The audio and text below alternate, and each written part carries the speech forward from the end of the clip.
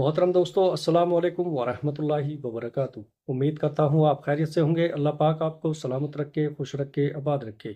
प्यारे अजीज दोस्तों, हमारे प्यारे आका हज़रत मोहम्मद सल्लल्लाहु ताला अलैहि वसल्लम ने इरशाद फरमाया, जब भी कोई बंदा अल्लाह तबारक व तआला को इन दो नाम से पुकारता है तो रब करीम इरशाद फरमाता है, ए मेरे महबूब, मुझे शर्म आती है जब कोई आदमी उसके सामने हाथ फैला दे और ये नाम लेकर उससे अपनी हाजत मांगे, अपनी परेशानियों से निजात मांगे, तो अल्लाह रब्बुल इज़्ज़त फरमाता है, मुझे शर्म आती है कि मैं उसे खाली हाथ कैसे जाने दूं।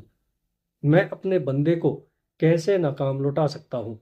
मेरे प्यारे अजीज दोस्तों, जब अल्लाह रब्बुल इज़्ज़त ने ये कह दिया कि इस नाम से मुझे पुकारो, मैं तुम्हें खाली हाथ लौटा ही नहीं सकता, तो फिर हम आज परेशान क्यों होते हैं। हमें मालूम होना चाहिए कि वो दो कलिमात कौन से हैं, वो नाम कौन से हैं जिनको अल्लाह रब्बुल इज़्ज़त के नज़दीक इतना महबूब माना जाता है। सही बुखारी की एक हदीस पाक में रसूल अल्लाह सल्लल्लाहु ताला अलैहि वसल्लम ने इरशाद फरमाया कि जिसने 100 मरतबा सुबहानल्लाहि व बिहम्दिही पढ़ा, अल्लाह रब्बुल इज़्ज़त उसके सारे गुनाहों को माफ़ फरमा देगा, चाहे वो गुनाह समंदर के झाग के बराबर ही क्यों ना हो। प्यारे अजीजों, कितनी प्यारी हदीस है। प्यारे अजीज दोस्तों, अब आइएगा वो दो कलिमात जानते हैं जो अल्लाह को बड़े प्यारे हैं। अल्लाह तबारक व तआला उनसे बड़ा खुश होता है और बंदा जो मांगता है, जो चाहता है, चाहे बंदे को उसकी उम्मीद ही क्यों ना हो, फिर भी वो अगर अपने मुंह से वो अल्फाज निकाल देता है तो रब करीम उसे इतना नवाजता है कि जिसका उसने कभी गुमान भी नहीं किया होता। मेरे प्यारे अजीज दोस्तों, वो शर्त क्या है? शर्त यही है कि मुसलमान का यकीन कामिल होना चाहिए। अमल वजाइफ तो आप बहुत करते होंगे, लेकिन क्या आपका यकीन पुख्ता है, मजबूत है? कभी है आप एक वजीफा करते हैं और एक दिन उस वजीफे को किया, फिर सोचते हैं कि उससे फ़ायदा क्यों नहीं हुआ। तो मेरे प्यारे अजीज दोस्तों, अल्लाह रब्बुल इज़्ज़त की ज़ात जिसको चाहे फ़ायदा अता करती है और हमारे अमाल भी दुरुस्त होना ज़रूरी है। इसलिए सबसे पहले जो काम करें अमल के शुरू में, वो तौबा करें। रसूलुल्लाह सल्लल्लाहु ताला अलैहि वसल्लम ने इब्ने माजा की हदीस में इरशाद फरमाया, अल्लाह ताला तुम्हारी तौबा से इतना ज़्यादा खुश होता है जितना कोई अपनी गुमशुदा सवारी पाकर खुश होता है। यानी जब कोई इंसान अपनी गुमी हुई चीज़ को वापस पा लेता है तो वो जितना खुश होता है, उतना ही अल्लाह तबारक व तआला जब कोई बंदा तौबा करता है तो अल्लाह उस बंदे से राज़ी होता है। प्यारे अजीज़ों, पहले रब को राज़ी करें, फिर अमल और वजाइफ करें, तो अल्लाह तबारक व तआला आपको बड़ा ही नवाजेगा।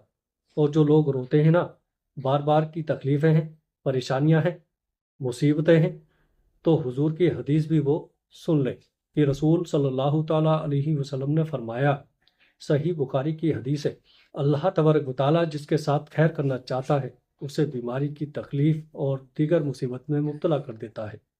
यानी अल्लाह जब किसी से राज़ी होता है, किसी के साथ शौर और भलाई करना चाहता है, तो उसे मुसीबतें और तकलीफ़ें अता करता है।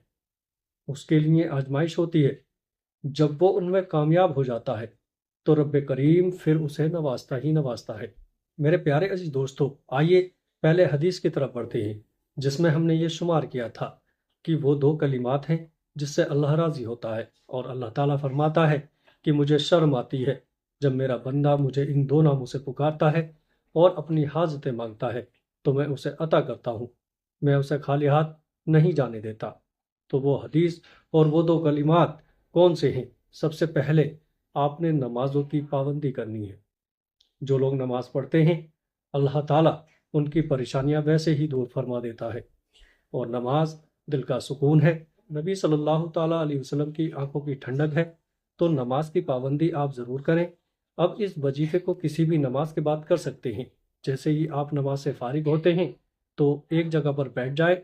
अगर आप बावुज़ू हैं तो ही ये वजीफा करें। अगर वज़ू खारिज हो गया है तो जाकर दूसरा वज़ू बना लें, वरना नमाज के बाद तो वज़ू होता ही है। अगर वज़ू टूट गया तो वज़ू बना करके आप ये वजीफा करें। मेरे प्यारे अजीज़ों, शुरू में और आखिर में आप कम से कम 3 मरतबा या 11 मरतबा या फिर 100 मरतबा जितना आप चाहें آپ درود پاک پڑھ سکتے ہیں۔ کوئی بھی درود پاک آپ پڑھ لیں جو درود پاک آپ کو یاد ہو۔ آپ چاہیں تو نماز والا درود پاک یعنی درود ابراہیم بھی آپ پڑھ سکتے ہیں، یا پھر کوئی درود پاک آپ کو یاد نہ ہو تو آپ صرف اتنا سا کہہ دیں صلی اللہ تعالیٰ علیہ وسلم، یہ بھی ایک درود پاک ہے، آپ یہ بھی درود پاک پڑھ سکتے ہیں۔ اس کے بعد آپ اللہ حی الکریم 344 مرتبہ پڑھیں۔ یہ اللہ تبارک و تعالیٰ کے مبارک ناموں میں سے ایک نام ہے۔ جیسے ہی آپ یہ کلمات پڑھ لیں تو آخر میں پھر سے درود پاک پڑھ لیں جو آپ نے شروع میں پڑھا تھا۔ یاد رکھیے وہی درود پاک آپ آخر میں بھی پڑھیں۔ پڑھنا مکمل ہونے کے بعد آپ اللہ تبارک و تعالیٰ کی بارگاہ میں ہاتھ اٹھائیں اور اس طرح دعا کریں، یا رب کریم، یا رب ذوالجلال والاکرام، ہم بڑے گنہگار بندے ہیں، سیاکار بندے ہیں، یہ اللہ ہم نے جو وظیفہ پڑھا ہے، جو عمل تیری بارگاہ میں پڑھا ہے، اس کو تیری بارگاہ میں قبول فرما۔ پھر اپنی جو بھی حاجت ہو، جو بھی پریشانی ہو، آپ اللہ کے حضور حاضر کریں۔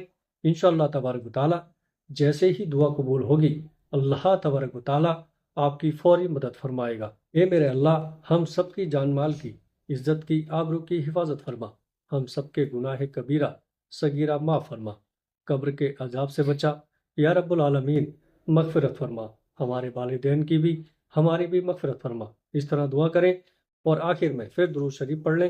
اللہ تبارک و تعالیٰ آپ سب کو اس کا بڑا اجر عطا فرمائے گا۔ پیارے عزیزو، ویڈیو اچھے لگے تو آگے دوستوں میں شیئر کیجیے گا۔ السلام علیکم ورحمۃ اللہ وبرکاتہ۔